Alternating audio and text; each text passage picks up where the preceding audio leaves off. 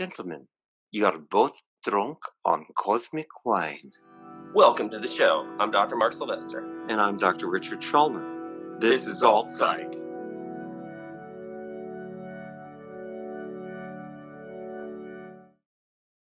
We are officially rocking. And rolling. So why don't you roll us off with a mental wealth tip of the day? Okay. Today's mental wealth tip has to do with families. I've done a lot of family therapy, and families are like long-running plays. Everybody has their roles, everybody has their lines. So when someone's trying to change, imagine how hard that would be if an actor came into a long-running play with new lines. The other actors would go, "What are you doing? You're screwing up the play." And that's why it's so hard when one person in the family changes, because the others will resist like crazy. They don't want to write a new play. And that's the mental wealth, and that's the mental wealth tip of the day. Thank you. That's a great one. It makes me think of when someone's overcoming obstacles in their own life, and then presenting maybe healthier coping strategies or healthier boundaries. And like you said, it's sort of like building the momentum of the play to try to fight through and have the other people learn how to adapt and treat you the way you deserve. You could go into a lot of theories about how families operate, but essentially it's like there's a homeostatic mechanism. If it gets too hot or too cold, either the heat or the air conditioner goes on. And as Mr. Chekhov once said, returning to original course and speed, Captain.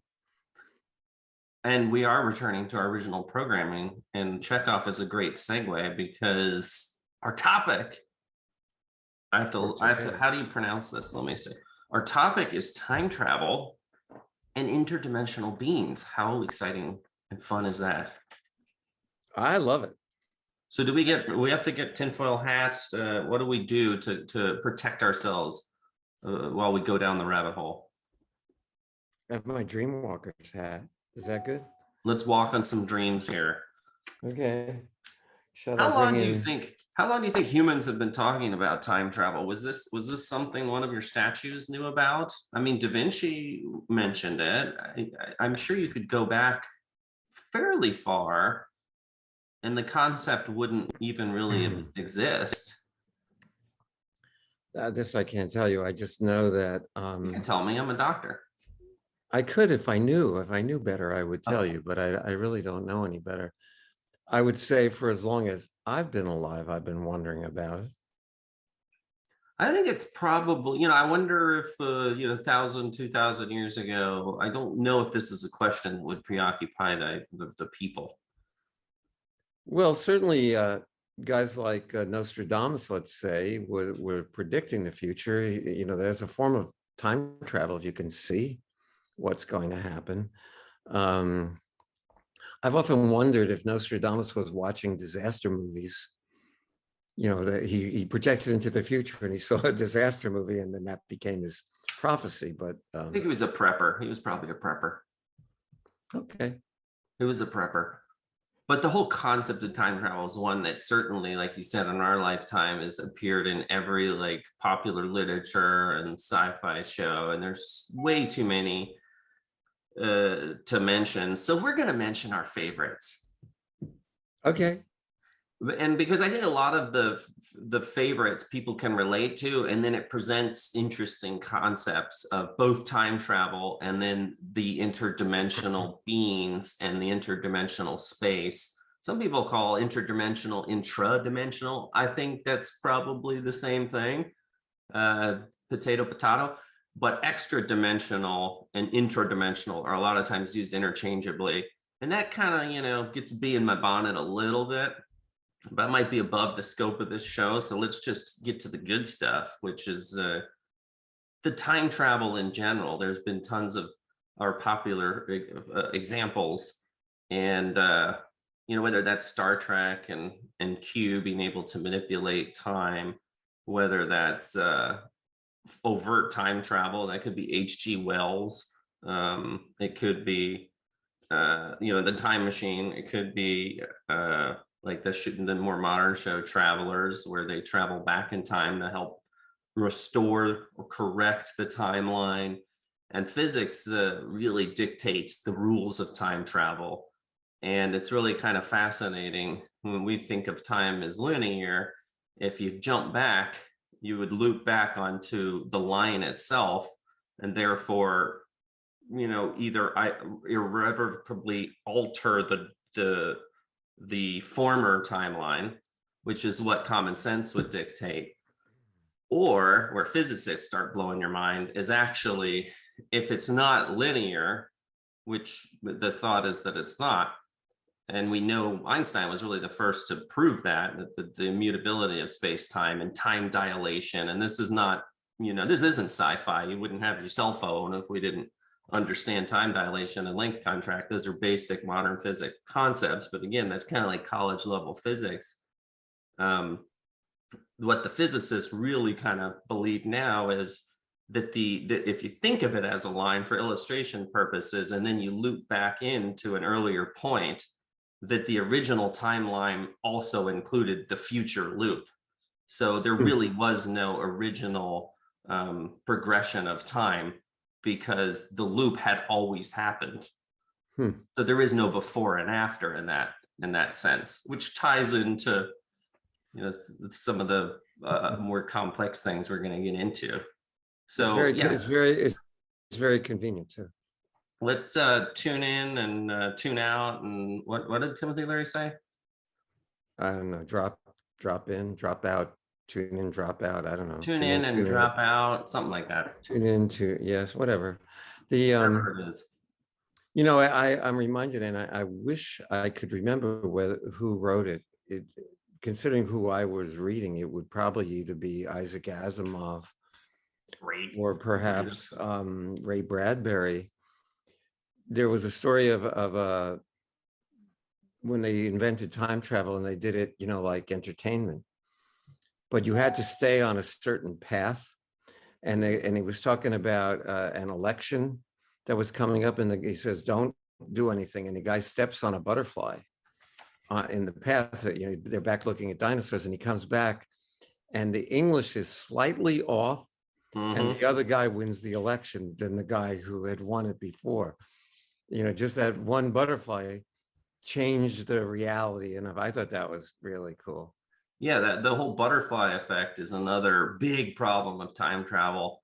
A really popular movie that's just come out, I think it's an undiscovered gem on Netflix, a Netflix original, The Atom Project, it's called, with who's that dreamboat? Not Ryan Gosling, the other one, our Canadian fellow. It'll come to me. Can't think of his name, but you guys know what I'm talking about.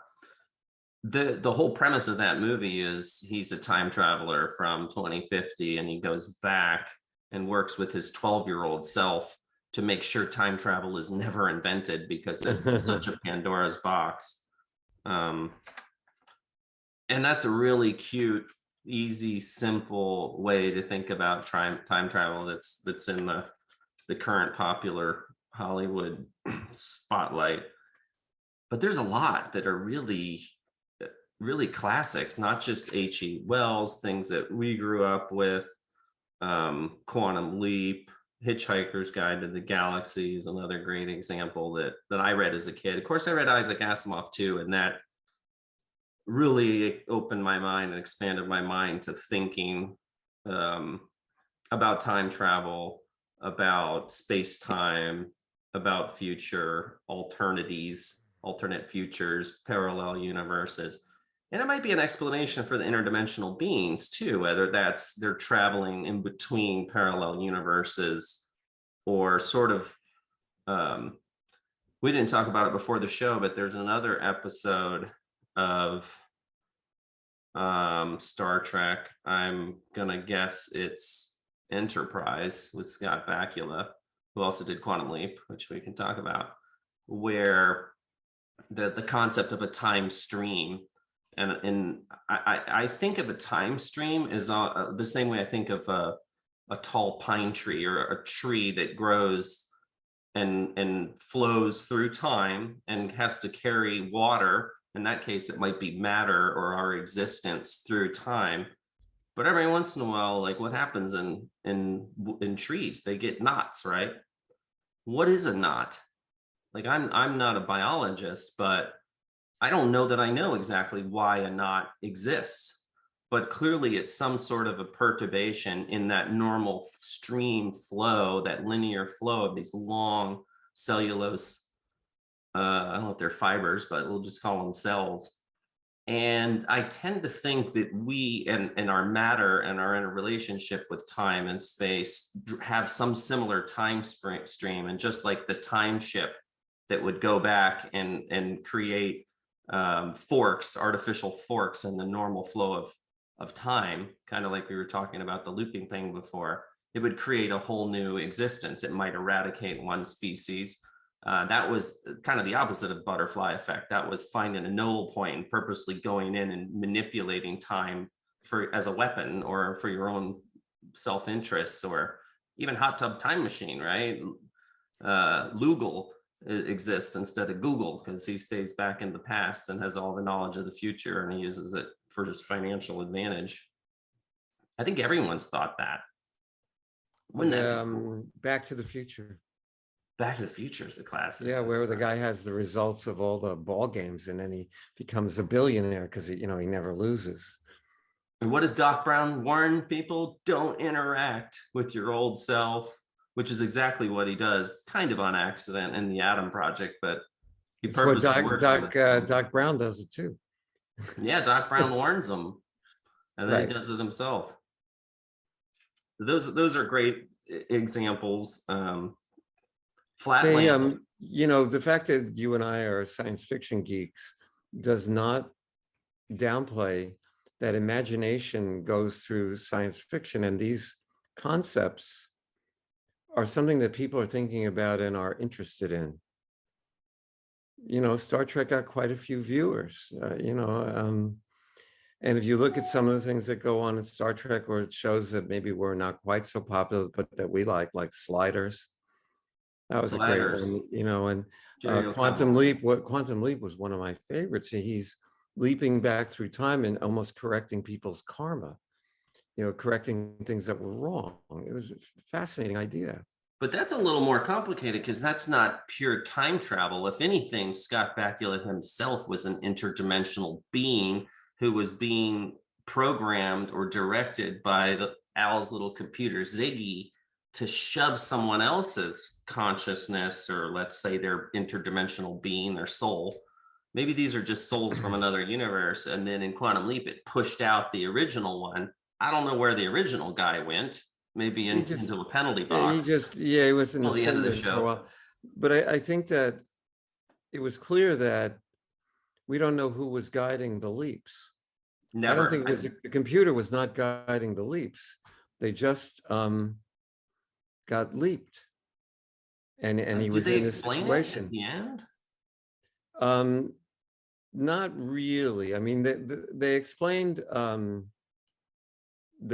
Sam Beckett's character and how he felt about it. Yeah. Because he was sort of like a karmic healer. He wanted to go home. Yeah, but he just needed a vacation. It's funny because, as a psychotherapist, as somebody who's dealing with emotional stuff, I've often felt like I leap into people's lives, although I do not take over their consciousness.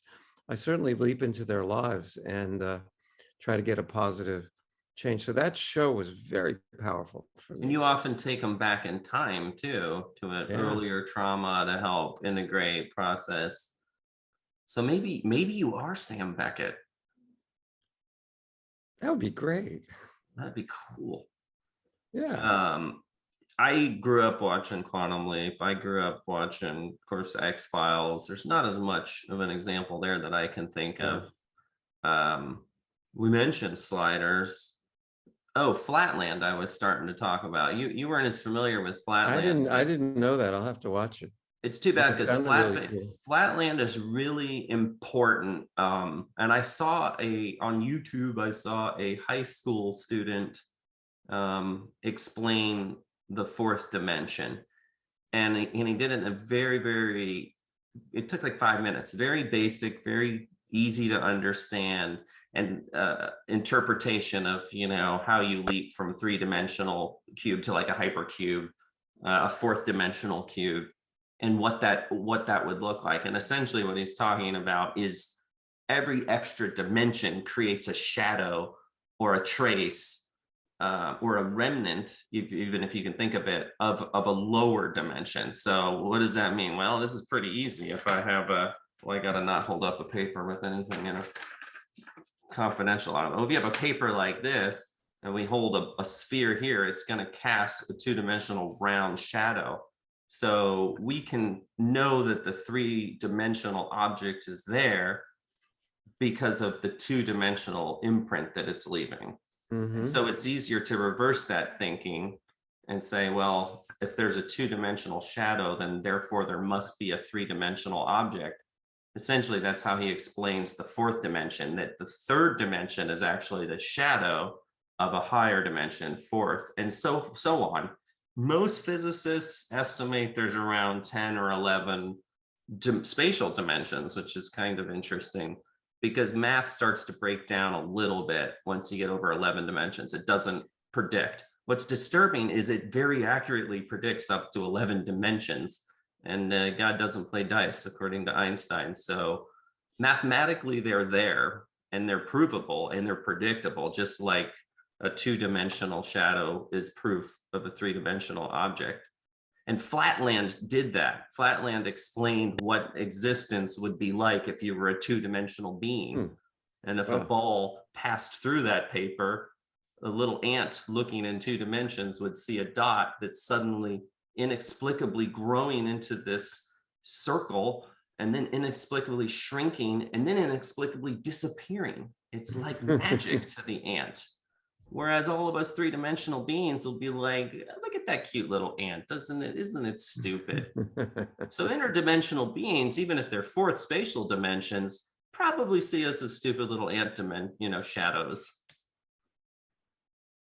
Okay, I'm not there, but I'll take your word for it. Oh, big shadows, big you're shadows. There. I think we're all there. Maybe. And I think we create shadows both in 2 dimensions when we walk outside, and or a nuclear blast paints you on the side of a wall. A little bit different, but same idea. We know that there's probably an extra dimensional facet to our existence and our being, and that may explain, and is certainly a hypothesis, from everything from interdimensional beings themselves, and time travel we'll circle back to, but the beings themselves to even UFOs, or some of these more inexplicable events that happen in space that seemingly make no sense in our 3-dimensional world, but arguably are unexplained, and people are afraid to talk about. Just like a 2-dimensional ant wouldn't even have the hardware to try to understand this 3-dimensional world. And even if you got a really smart Einstein ant, it would be a little scared and embarrassed to try to talk about a 3-dimensional world to his ant buddies. Well, there's no doubt. I mean, in our ordinary world, we have time distortion. There's a question I've always had. How do I know that you are experiencing time the same way I am? There's no way to know that. It's a consensus. Yeah, it is. And so time is essentially the way we experience time is the distance between cause and effect, I guess. So if I'm doing this podcast with you and I'm enjoying it like I usually do, the time just goes boom. Other situations which are not as much fun or exciting or pleasant, instead of the hour taking 2 minutes like it usually does when we're doing this, it can take days when it's like something that's not pleasant. Like when I'm at the dentist. Yeah. Something along that line. Yeah. Sorry, Dr. Mallory, but yeah. 5 minutes there seems like 5 years on the beach. But that's a time distortion, and if you want to run with that ball, since it's mediated by our consciousness, it opens the door to all kinds of interesting Yeah, possibilities. it's more than just perception at that point. It's your perception of the perception, Yeah. or what is perception and its influence on time. And if you go into this, we're going to, as we always do, we go down the rabbit hole, a rabbit hole of what is the nature, the mystery of human consciousness is where we, or consciousness, maybe I shouldn't limit it to humans, of just consciousness itself. Where do we go with it? We tend to live in a very Newtonian world, force equals mass times acceleration, but the actuality is we don't. Well, take it down to the quantum world for a second. Last week, we talked about quantum perception. We talked about very basic, concepts in physics that we've well understood since, let's say, the 40s, 50s, 60s, how you observe a particle and therefore it behaves differently. It exists or it doesn't exist. Schrodinger's, paradox, the Schrodinger's cat. Those all, if we know energy and mass are interchangeable, if we know thought and matter interact, and we know that the cat can be alive and dead simultaneously, it just takes a human consciousness to interpret it, to observe it, kind of the tree in the forest thing, then we know that our thought has influence on matter. And therefore, if matter can be influenced, we know it has this obligatory, this arranged marriage with time.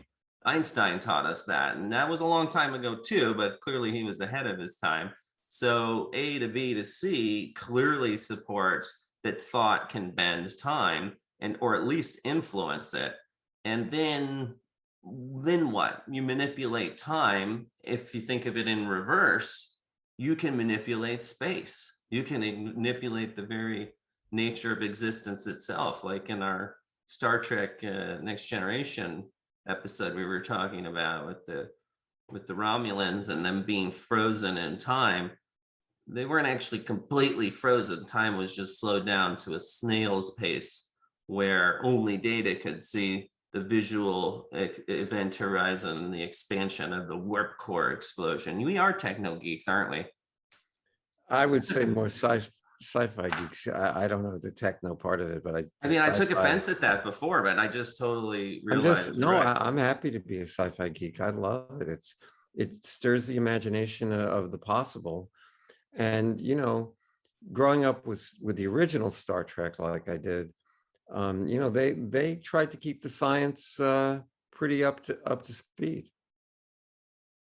And I always wondered if somebody was channeling those episodes from the future or something. They were too good. Well, people wonder that about The Simpsons too, how they channel that from the future. Well, The Simpsons definitely, yeah. Well, what's funny about Star Trek is their audience tend to be more science-minded people, and there's a lot of suspension of disbelief. There's a lot of being a prisoner of the technology, like computer graphics and wardrobe and all of that.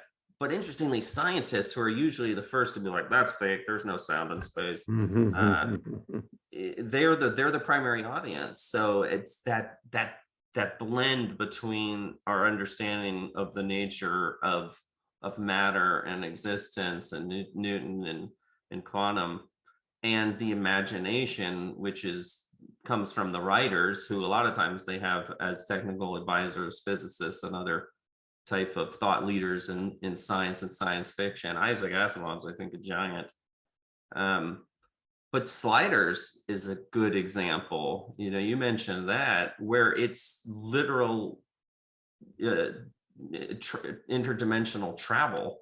They're traveling to these parallel universes and popping in, unlike Quantum Leap, where it's all on Earth, it's all in the same universe, and you're popping out someone else's soul, I guess, or cadre in spirit of Star Trek.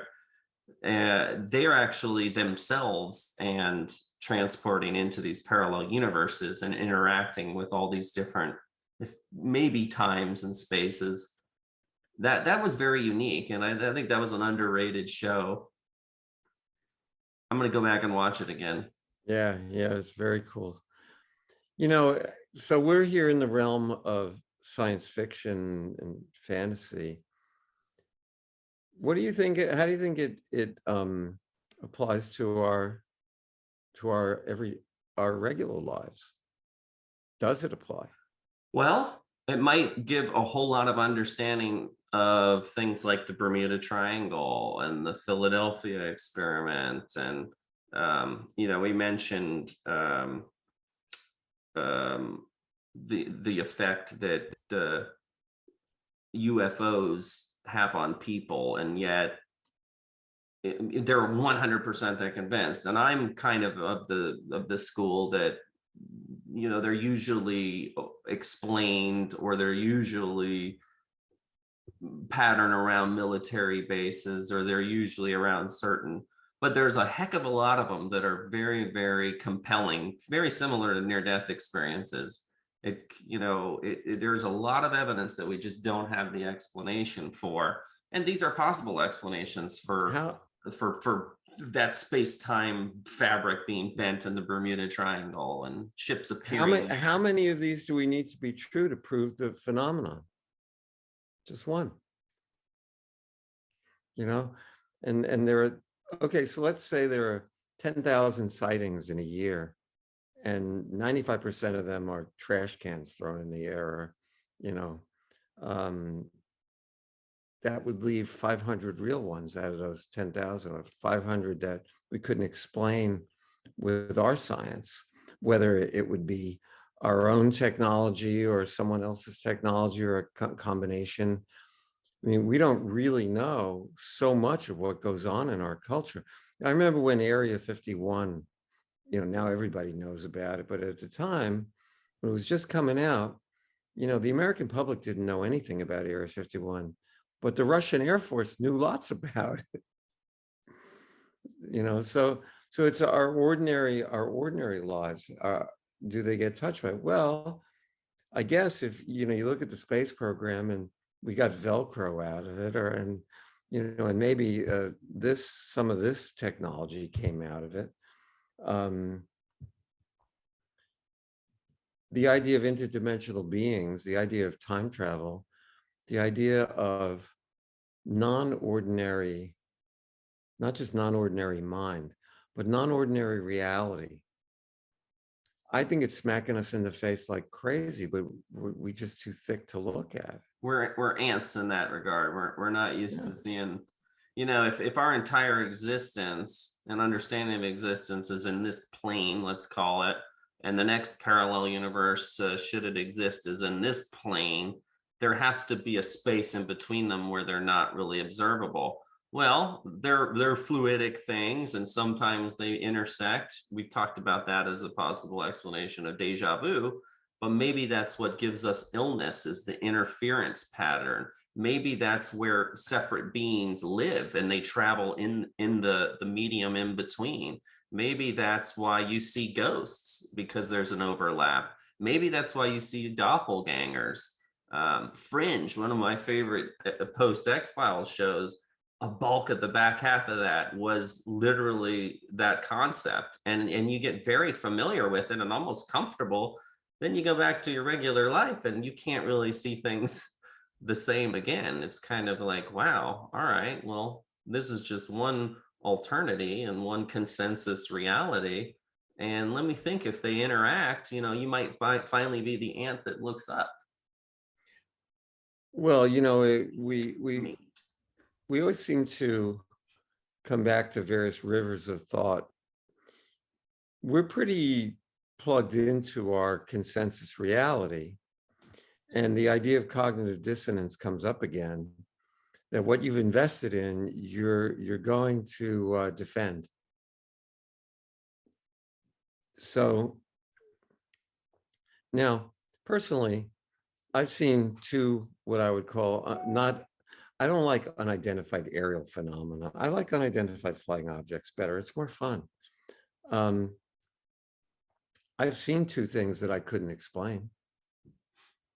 I think everybody has seen one thing they couldn't explain that compelled them or disturbed them to either want to know more or want to know less. But for me, I've always wanted to know more. I was reading Flying Saucer Serious Business when I was 12. That was Frank Edwards' book, classic book on flying saucers back in the 60s. But when I actually saw something, my reaction was odd. I pinched myself real hard to make sure I wasn't dreaming. And then I did it again, but I mean really hard. I was alone, Central Florida. You know, I'm looking up, there it is.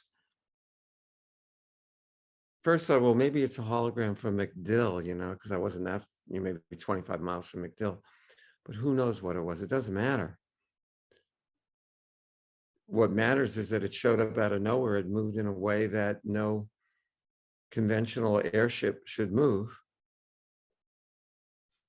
And it definitely got my imagination going.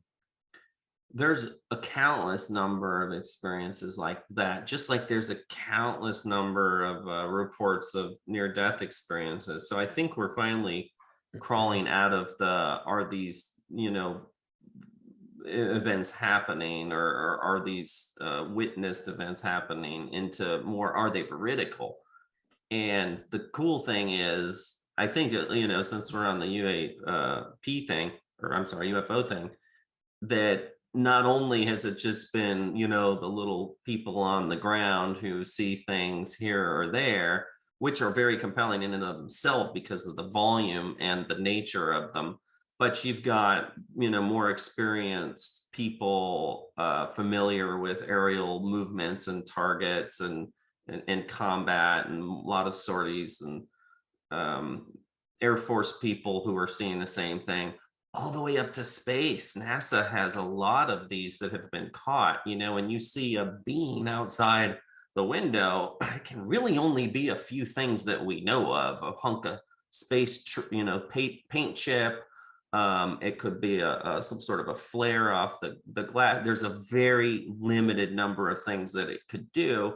And then the chances of it being something like, well, no, this is just two parallel universes bonking into each other, and you're seeing what's in that space in another place and another time briefly come in and out. Yeah, that seems a little bit more statistically plausible than how many people see you know, unexplained things in the sky, on the ground.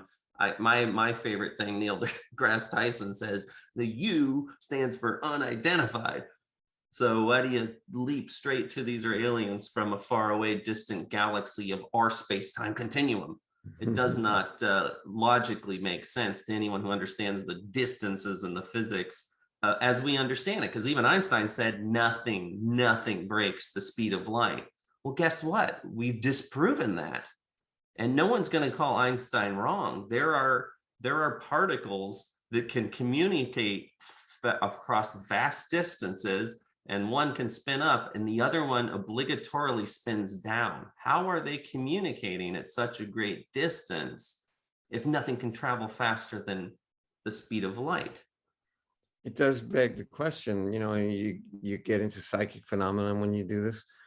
It's funny because I have a friend who's a retired airline pilot, and I once asked him if he saw a UFO, and he said, no, I've never seen one, but I would say about half my buddies did, you know, who flew regularly.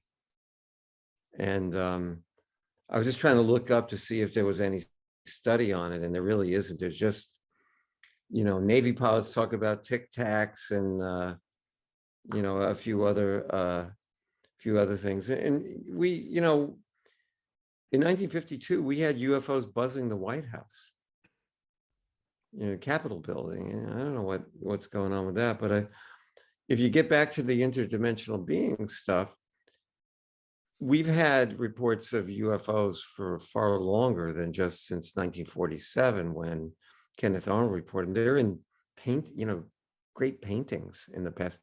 Even the Ezekiel in the Bible talked about a wheel in the sky. You know, there are reports of this, but from my point of view, and now I'm going to go down this rabbit hole, how does this thing, so to speak, explode? Well, we launched nuclear weapons starting around 1945.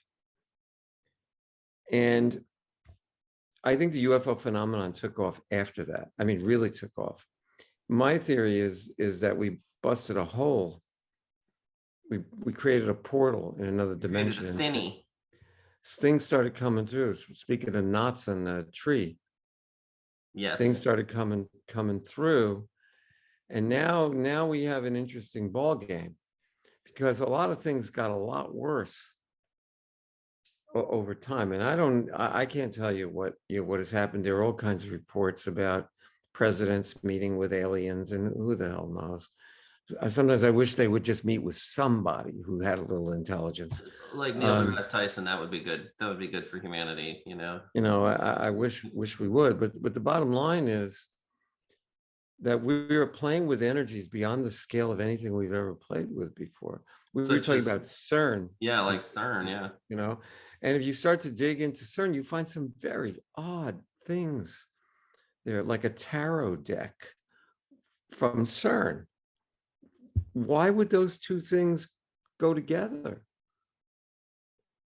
You know, it's because when we get into that non-ordinary mind, we're there. We're in non-ordinary mind. Where tarot, look, I think tarot is really interesting. I've gotten a lot of interesting information from mystical card readers and all kinds of stuff. So, well, how the heck did they know that? I mean, it's pretty amazing. So, did a portal open? I don't know. Was it always open? The bottom line is that we walk around with blinders in this society. Anything that doesn't fit the official narrative, well, you're some kind of nut, as opposed to, gee, I really like to ask questions. Yeah, I like to ask questions, and I like to think of movies. I just thought of two more. I mean, you mentioned a portal, Poltergeist, that there was certainly a portal. Now that was a portal for evil spirits. I like the show No One Who I've Ever Met Has Watched. It used to be on Netflix and was quite popular, Stephen King based, called Haven, where they called them thinnies. So when we have the two parallel universes, it takes a lot of energy, maybe a nuclear explosion or a CERN, to punch a hole through it, kind of like a wormhole. Or maybe we bend them and a thinny makes it easier to traverse that space. And maybe that's what happened in the Philadelphia experiment. Or what about the bottom of the ocean, like in the movie Abyss, where these little creatures kind of exist and come through? Well, legends of witches flying broomsticks. And why do you suppose Halloween was picked on October 31st? Because supposedly that's the time of year where the veil between the two worlds is thinnest, and you can go visit your relatives who are on the other side, which is a function of time again, and time travel, or at least time being a variable in the thinness or thickness. So if these parallel universes, I'm illustrating them as flat sheets, but let's say that they were spherical or circular or something. Like, a lot of people see the universe as a sphere, our entire universe. And if you have multiverses out there, just like galaxies speckled throughout our sky, that they could shape, you know, they could wobble, they could move, just like a planet as it spins, especially if it has a satellite, can be more egg-shaped. And then sometimes you get that Venn diagram, which again either creates a thinny or a portal, or deja vu, or interdimensional beings breaking through, ghosts, that kind of thing. It's a very intriguing thought and hypothesis that almost gives you that fourth dimensional vantage point to look down on us in our three-dimensional existence, all we have ever known, and all we have is a frame of reference. Yeah. So put that in your pipe and smoke it. I don't have a pipe. Can I use this? Yeah, I like that better. I don't got anything that cool. Yes, you do. I gave you one. And within arm's reach here. Oh, okay. I didn't want to. Thanks. Why do you suppose I named my band Dreamwalkers? For this very idea that mystics say we walk through a dream. You know, that life. So did my friend Bill. Yeah, consciousness is a movie of some kind. Bill Shakespeare. All the world is but a dream. and us merely the players. We're merely, I don't know. It's in the Old English. World's a stage. Whatever. I like the dream too. Midsummer's Night Dream. He wrote that. That was pretty good too. Billy Bob. I didn't know that he's called that all that often. I The call other him is at called home. Willie the Shake. I like that too.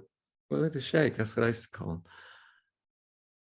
So we have portals and time travel and interdimensional beings. Now, here's one that the so-called grays that people report, the visitors, The beings, yeah.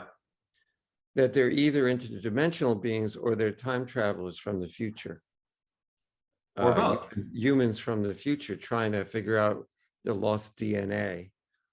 Why can't they be interdimensional time traveling archaeologists that want to understand their ancestors, the Neanderthals, known as the supreme us?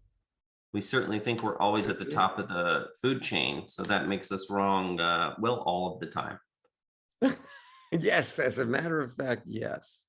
Well, how about Bermuda Triangle? Because the interesting thing about the Bermuda Triangle, although there's, we were trying to think of a great X-Files episode. There's a really great one, remember, where they go back, I think it was on the Queen Mary. Yeah, it was on the Queen Mary, because I've been on the Queen Mary and I remember the ballroom that they shot it in.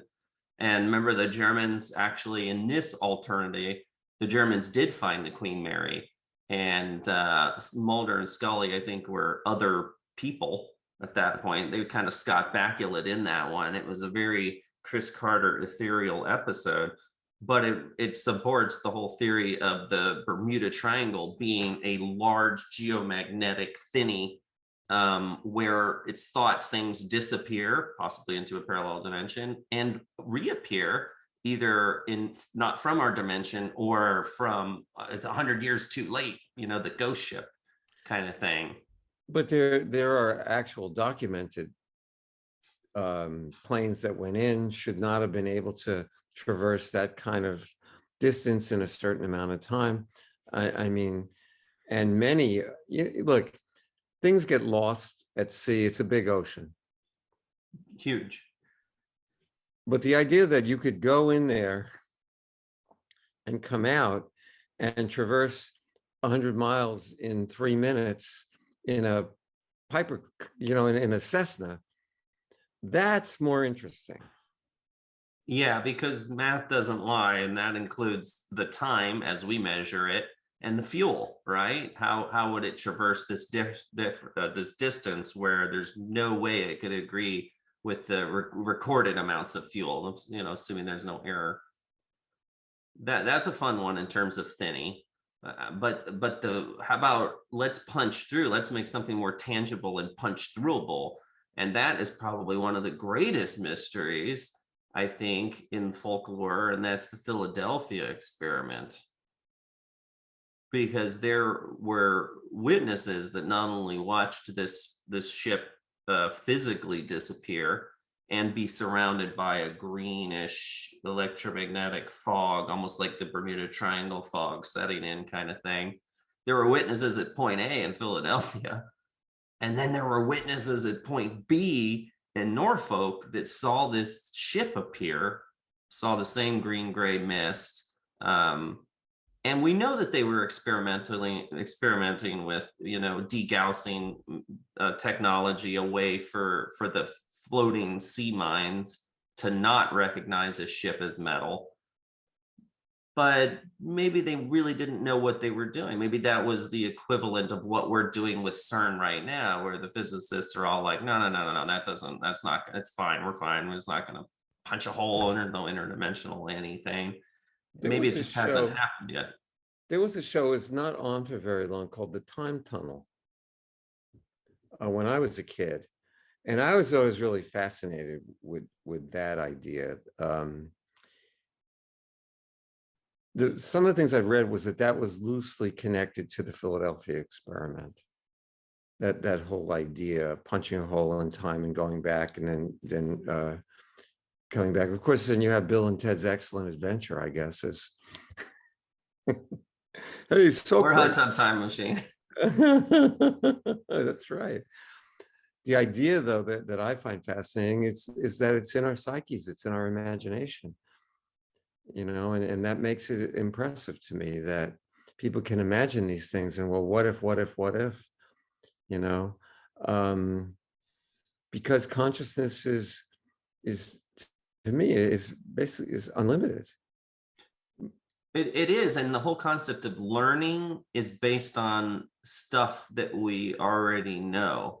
Is learning really the same as discovering? Uh-uh. It's not, because we think that we're smart based on all the stuff that we learn that someone else already discovered.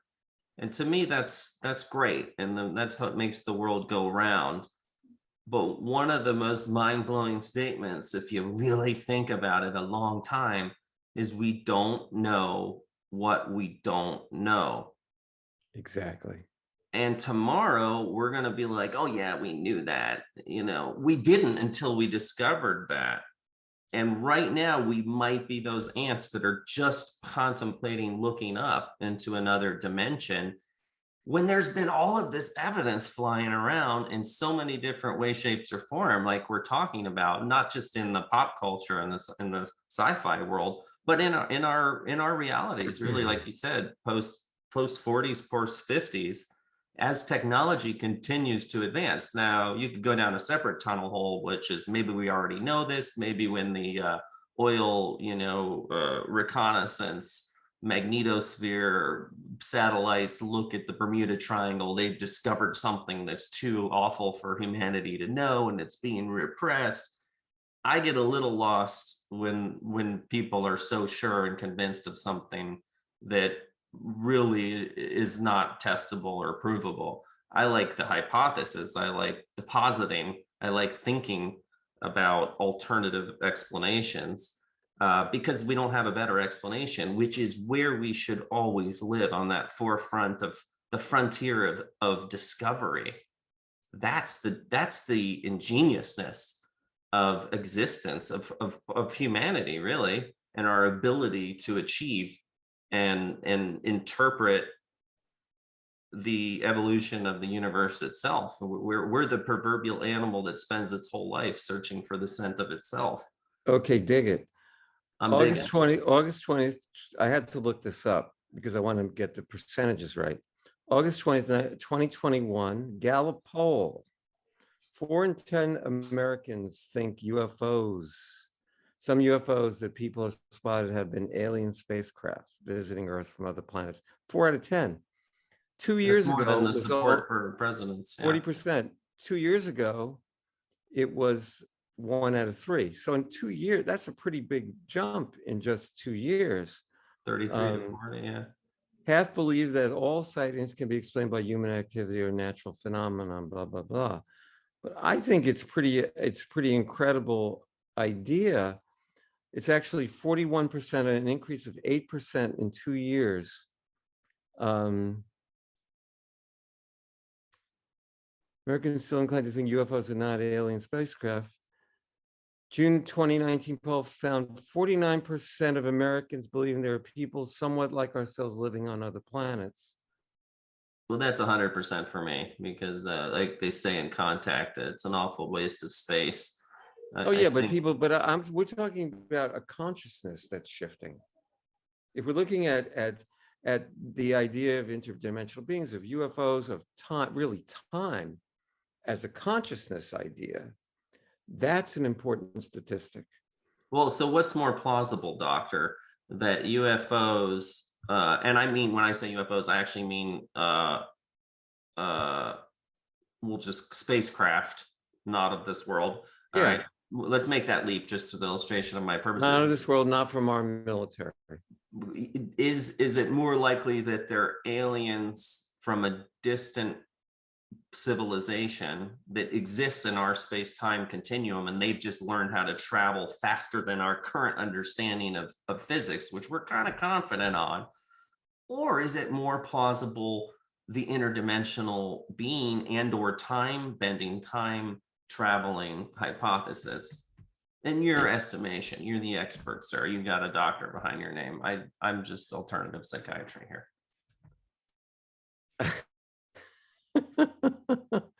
The answer is yes. Could be both. Well, of course it could be both. But if you're asking me where there's more possibility, it would be in all of time. You know, if beings have conquered time travel, well, then we have billions and billions of years, you know, and we may have billions and billions and trillions of planets and galaxies, but all of them have billions and billions of years. So I say it's more likely to time travel, but I got a feeling that at that level of physics, it's basically the same thing. You're making me teary-eyed because I'm wishing now more than ever we had the great wisdom and leadership of the late great Carl Sagan, because although he would have definitely had multiple heart attacks and strokes over the SHIT that's happened in the last 5 or 10 years especially, but he had such a presence of mind and such a wisdom and such a vision of the future. Talking about time travel, he described exactly where we were heading. It was like a slow motion train wreck, and everyone was like, "Ah, yeah, that guy's a little too cerebral for me." I actually went to a lecture many years ago that he gave. It was amazing. He said, you know, this whole nuclear thing is nuts. We have two people standing in a pool of gasoline, one with 9,000 matches and one with 7,000 matches, threatening to throw a match in the pool.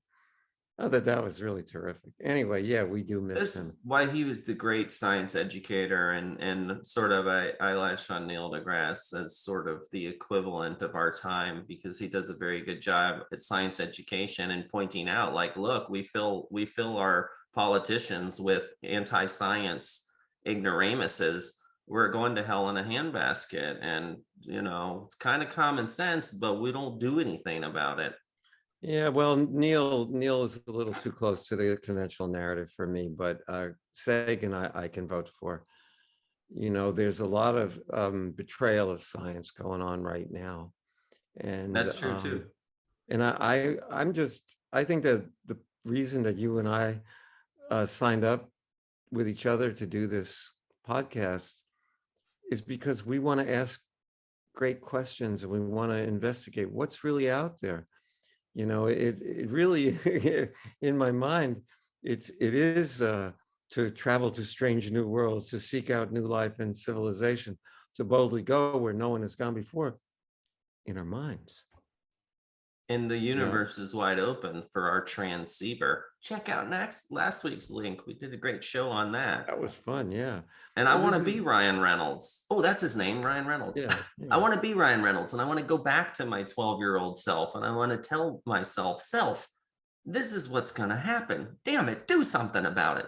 Oh, I would tell myself to insist on getting a Gibson guitar, not that knockoff my parents got. Of course you would. Really, and a different teacher, so I could really learn how to play.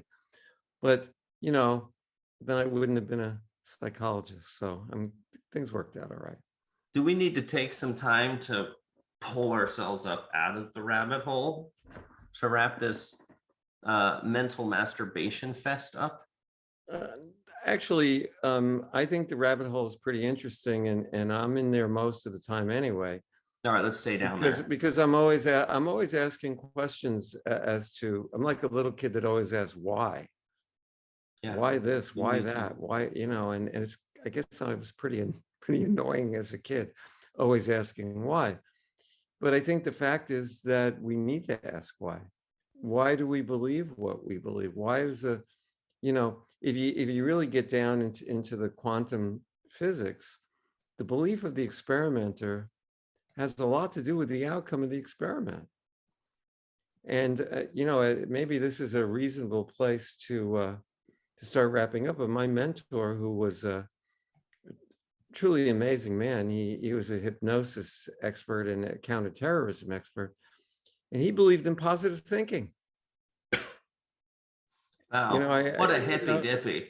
He really, for a guy who had been a Navy SEAL, and I guess once you're a Navy SEAL, you're always a Navy SEAL, but who had been a Navy SEAL and did special ops for presidents, and he was into think positive. He said his arm was hanging. I was saying the hospital, his arm was hanging by a thread.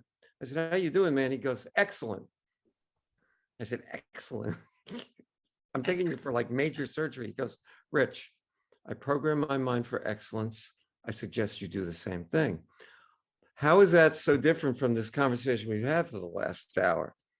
The reality that we are programmed to see may be amenable to change if we can just open our minds to the idea that there's a bigger universe than maybe we had thought. And that's where I want to live all the time, is that there's a bigger universe. So say, well, what are you guys talking about interdimensional beings for? Because people wonder about it. Because imagine if it's real, what kind of possibilities for our consciousness, for the healing of our culture, for our existence, for our very existence, the future. Totally. And where we find meaning in life. One last little tidbit movie was Altered States. Oh yeah. So what does he find? What does he find at the end? Is that love is the most powerful energy of all. And boy, do we discover that on a regular basis in our work. Yep. So here's love to all you interdimensional beings out there. If you want to have a cup of coffee, you want to have a cup of coffee, give us a call. We can go back in time when the coffee was good, if you like. Or we could go forward in time where there is no coffee. But we can bring some. We'll bring it. We'll bring some coffee for the future. I would like that. Well, I would like to do this again next week. Can we pick a topic equally as scintillating? I bet we can. Let's check. I think we did. Wow. We've done the show already. Too bad I can't close the show with Pink Floyd's Time, but I think we'd get copyright suited, or I'm pretty sure we're getting some sort of strongly worded letter. We can do one of my songs. I won't sue you. Oh yeah, you could perform it. I think you're allowed to do that. I'm the outsider, a stranger wherever I go. All faces become the same. No one knows or remembers my name. That sounds like Moody Blues. That's the song, yeah. I know. Johnny Cash Meets the X-Files. It's on our album. Go dreamwalkersband.com. A little plug there for our fans. Available everywhere. Well, not everywhere, but we can get it to you. Anyway, that was great, Mark.